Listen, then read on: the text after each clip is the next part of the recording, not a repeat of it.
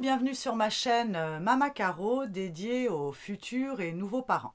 Aujourd'hui, je vais aborder un sujet qui reste encore beaucoup trop tabou à l'heure actuelle, à savoir le fameux postpartum. Rien que le mot fait peur. Postpartum. Fameuse période qui va donc s'étendre de l'accouchement jusqu'au retour de couche, c'est-à-dire les premières règles après la grossesse. Mon objectif n'est en aucun cas de te terroriser, mais de t'informer sur ce qui peut t'attendre. Mais au moment où tu me regardes, tu es peut-être déjà dans cette magnifique période et tu vas comprendre que ce que tu vis est normal, que tu n'es pas la seule et que ce phénomène se produit pour toutes les mamans. J'ai décidé de structurer cette vidéo en 5 chapitres, les 5 plus grosses droites que moi, je me suis prise en pleine face lors de mes 2 postpartum, car j'ai 2 garçons, un de 8 ans et un de 2 ans. Afin de te mettre direct dans l'ambiance, je te propose d'attaquer par le premier chapitre, qui est de loin le chapitre le plus glamour, épisiotomie et déchirure. On a toutes et tous entendu ce mot à connotation barbare, épisiotomie. Et lorsque l'on regarde la définition, je peux t'assurer que ça donne pas envie. Je l'ai noté. Épisiotomie. Nom féminin du grec épision qui signifie pubis. Il s'agit d'une intervention chirurgicale qui consiste à sectionner la muqueuse vaginale et les muscles superficiels du périnée afin d'agrandir l'orifice de la vulve et de faciliter l'expulsion du bébé. Laisse-moi réfléchir. Non, merci pour l'épisio. En France, nous sommes 1 sur 5 à quick pour notre premier accouchement, sachant que le risque passe à moins de 10% pour les accouchements suivants. Et je fais partie de ces statistiques. Mon aîné, Titi, lui m'a gracieusement offert une épisiotomie donc, de 9 points, plus petite luxation du coccyx lors de sa venue, alors que mon deuxième, bébé Marcel, a eu la décence de ne me laisser qu'une déchirure au 1er degré. Merci Marcel, tu es trop mignon. Pour ma part, j'ai accouché sous péridurale pour mes 2 garçons. Je n'ai absolument rien ressenti, que ce soit au niveau de l'incision ou au moment où on m'a fait les points. Je me revois me dire, t'as assuré, ça s'est passé comme une lettre à la poste, je ressens pas forcément de douleur, donc voilà, tranquille le crocodile, Caro t'as assuré. Mais non, Bibi, elle va découvrir le deuxième effet qui se coule. Je vous avoue qu'on le découvre très rapidement. Car en fait, au fil des heures, tu as cette sensation que ton entrejambe gonfle, que tout se sensibilise, comme si tu avais un hématome géant qui prenait possession de tes parties intimes. Et là, moi, j'appréhendais, mais qu'une seule chose, avoir envie d'aller aux toilettes et donc devoir me confronter à ce carnage. Car je pense que, mes parties intimes n'étaient que carnage. T'as beau repousser ce moment fatidique, il y a un moment où t'as plus le choix et va bien falloir y aller, faire pipi et devoir analyser un petit peu ce chantier. Je me souviens de prendre mon courage à 2 mains et là je découvre que j'ai d'abord été réincarnée en mi-cow-boy, mi-pingouin. Voilà, à peu près ça. Impossible pour moi de me déplacer normalement sans donner cette impression de plumeau dans le cucu. Arrivé aux toilettes, je te passe les détails, mais j'ai très clairement failli tourner de l'œil. En même temps que je me sens pas bien, j'entends cette petite voix là de la sage-femme qui me dit « Attention Caroline, il faut absolument que tu gardes ta cicatrice toujours propre et sèche. » Oui madame, j'ai bien compris la directive, mais je vois pas du tout comment je peux faire ça, alors qu'à chaque fois que j'approche ou que je touche cette zone, je manque très clairement de m'évanouir. J'ai eu la chance de croiser une maman dans le couloir le 2e jour. Merci à toi, maman, qui m'a donné une astuce. À chaque fois que tu vas aller aux toilettes, petit coup de brumisateur, au niveau des parties intimes afin de nettoyer, et t'enchaînes avec un coup de sèche-cheveux. Comme ça sèche bien, pas besoin d'y toucher. Changement de ta couche XXL, c'est reparti pour un tour. En ce qui concerne l'épisiotomie, ça, c'est fait. Je souhaitais donc te parler d'une deuxième chose à laquelle je ne m'étais pas forcément bien préparée, à savoir les 3 jours dans 16 mètres carrés. C'est durant ces 3 jours dans cette chambre de maternité que j'ai commencé à faire la triste découverte que plus rien ne tournait vraiment rond chez moi. Tout d'abord psychologiquement. C'est dans cette fameuse chambre où tout le chamboulement va commencer. Qu'à partir de maintenant, il dépend entièrement de nous.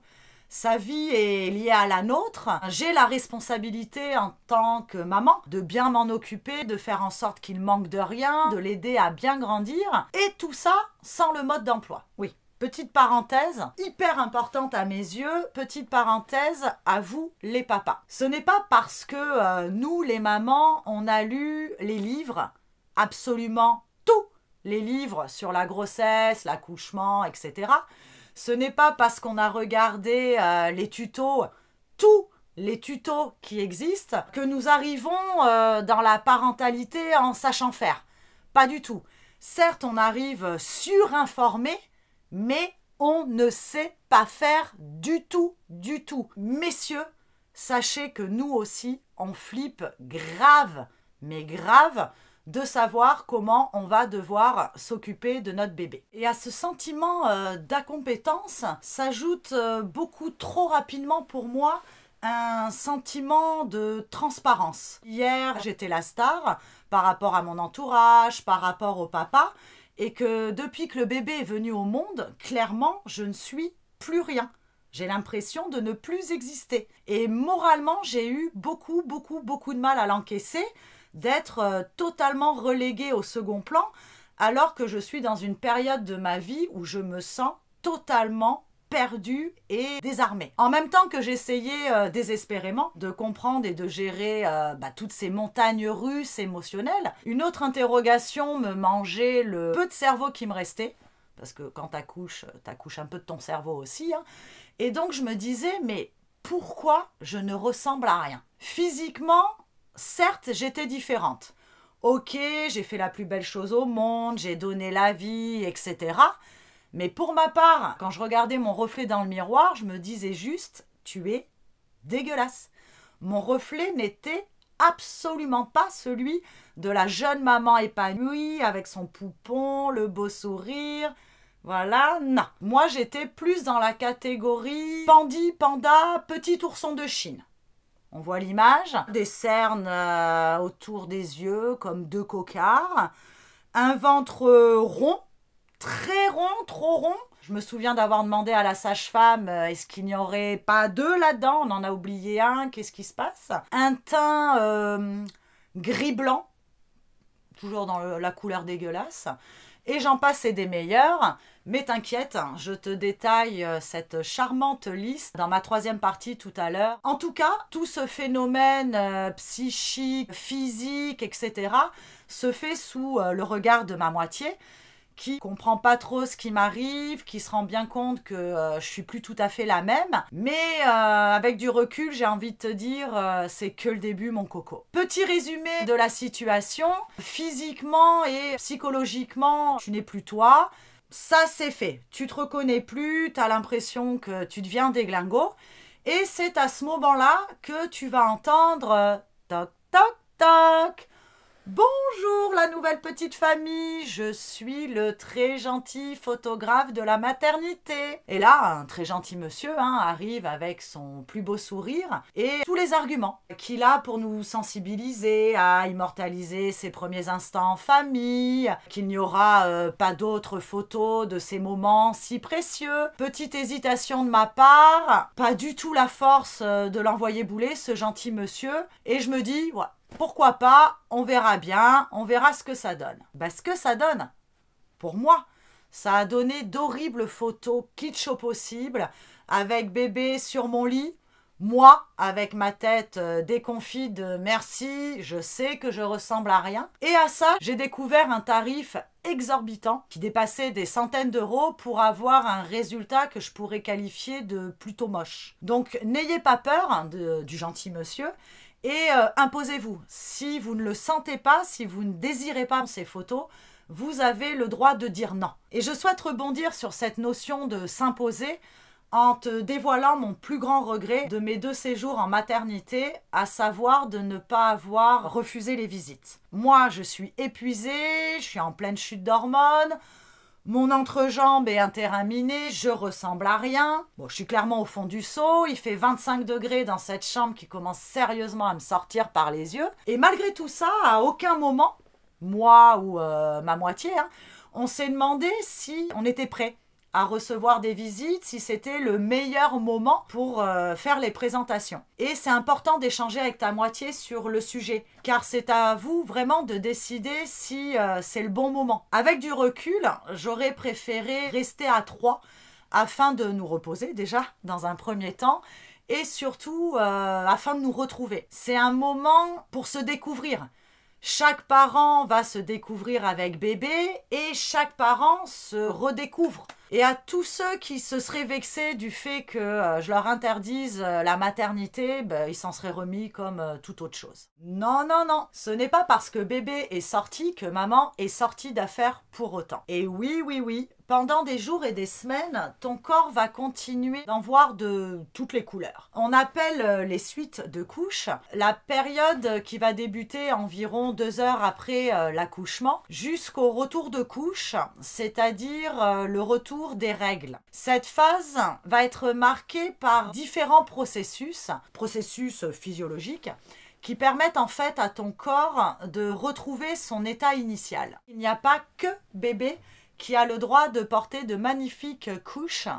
Nous aussi, les mamans, nous y avons le droit grâce à ce qu'on appelle les lochi. Les lochi, en fait, sont des pertes de sang, comme des règles très abondantes, qui sont parfois accompagnées de petits caillots. En fait, c'est ton corps qui va expulser tous les résidus de la grossesse. Elles peuvent durer jusqu'à 6 semaines, ce qui est quand même assez long, et parfois se limiter à une vingtaine de jours pour les plus chanceuses. Durant cette phase de lochi et pour éviter tout débordement, tu te doutes que les protections intimes sont indispensables, mais je ne te parle pas des serviettes hygiéniques classiques, mais des fameuses garnitures, on appelle ça des garnitures XXL, ou couches pour incontinence. Sachant que le mieux pour l'hygiène et ton confort, c'est d'en changer toutes les heures, donc il faut en prévoir un gros stock à la maternité. Autre phénomène des suites de couches, ce qu'on appelle les tranchées ou douleurs utérines. Alors moi, je ne m'y attendais, mais pas du tout.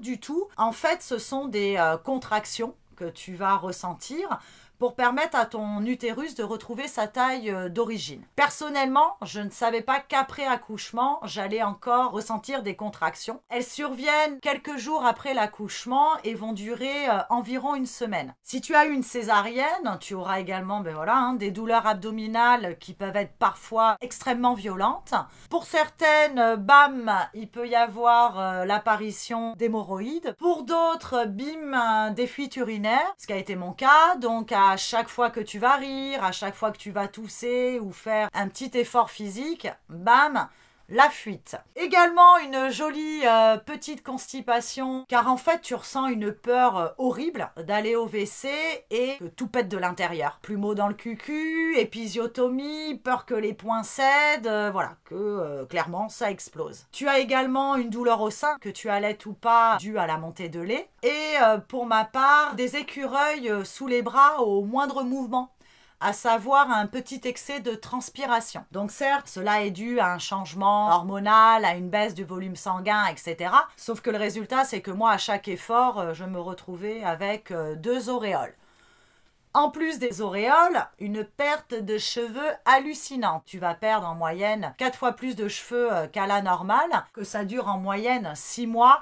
Et à ça s'accompagne le phénomène également d'ongles pourris. Pour conclure cette magnifique liste, il reste la fameuse chute hormonale qui m'a gentiment amenée au baby blues. Il est fréquent pour les jeunes mamans de connaître un épisode de déprime 3 jours après la naissance. C'est ce qu'on appelle le fameux baby blues, qui est un mal-être qui se manifeste par une sensibilité à fleur de peau, des émotions qui font les montagnes russes. Tu passes par d'une grande joie, une euphorie, à une profonde tristesse, un sentiment d'angoisse face à la responsabilité que représente le bébé. Personnellement, j'avais l'impression de devenir juste schizo, d'avoir un dédoublement de la personnalité, même si j'avoue que j'ai pas trop mal vécu mon baby blues, parce qu'il avait été totalement désacralisé par la sage-femme qui m'accompagnait. Elle m'avait directement dit « Attention Caroline, voilà ce qui va se produire au 3e jour, c'est normal, ne t'inquiète pas. Ce n'est pas que tu es une mauvaise mère, c'est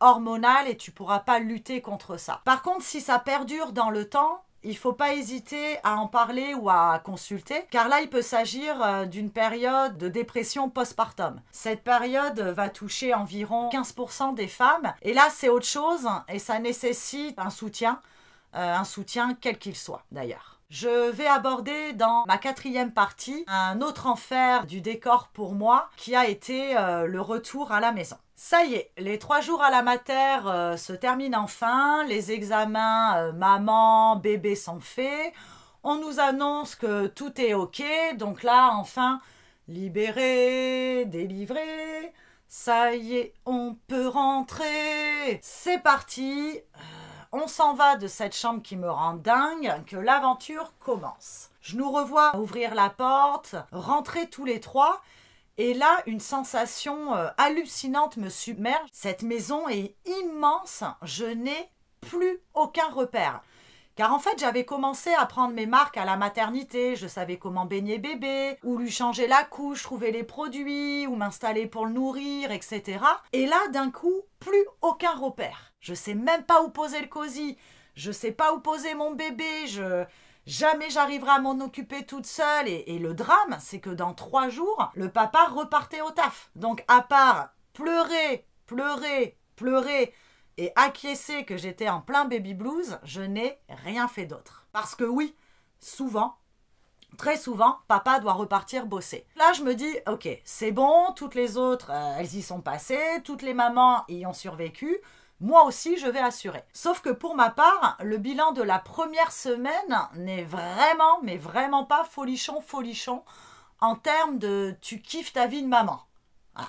J'avais un énorme sentiment de solitude. Même si ce petit être était collé à moi H24, je ne m'étais mais jamais sentie aussi seule. Et à cette solitude s'est accompagnée une perte de confiance totale, une perte de confiance et de vulnérabilité. Parce que je me rendais compte que moi, sa propre mère, j'étais mais incapable de comprendre ses pleurs, de comprendre pourquoi il était pas bien. Et là, je m'enfonçais encore plus en me disant, mais ton diplôme de meilleure maman de l'année, tu ne l'auras jamais. Et arrive cette satanée culpabilité où je me disais, mais bon sang, pourquoi t'es pas heureuse ? Bon sang, pourquoi t'es pas en plein kiff ? Pourquoi tu cries pas haut et fort, je suis comblée et heureuse ? Donc à tous ces sentiments, tu saupoudres une bonne dose de fatigue, car oui, la fatigue devient ta nouvelle meilleure amie. Pour ma part, elle ne me quitte plus. Je pense qu'elle a pris possession de mon corps et que je vais rester fatiguée à vie. Donc à tous ces sentiments, tu saupoudres une bonne dose de fatigue et je peux t'assurer que tu es au top. Il me reste à aborder mon dernier enfer, qui est pour moi de très loin le plus inattendu, mais néanmoins qui a été le plus dévastateur. Mais mon couple dans tout ça. Jamais je n'aurais imaginé pouvoir entrer en compétition avec ma moitié pour être le meilleur parent des deux. Jamais je n'aurais imaginé pouvoir ressentir une telle jalousie, vraiment une vraie jalousie envers ces journées de taf bien remplies, il pouvait discuter avec du monde. Jamais je n'aurais pensé que la reprise des rapports sexuels serait aussi compliquée. Bref, je m'étais pas du tout préparée à ce que mon couple allait affronter. Tout ça a fini par faire exploser mon couple, puisqu'on s'est séparés aux 2 ans de mon aîné. Tu peux comprendre que c'est un sujet qui me tient particulièrement à cœur et qui mérite amplement une vidéo à part entière. J'espère que tout ce que j'ai pu dire t'a donné un complément d'information sur cette période. Si tu le souhaites, tu peux mettre en commentaire comment toi, maman, ou toi, papa, tu vis ou tu as vécu ce postpartum. Et en attendant ma vidéo de la semaine prochaine, surtout prends soin de toi.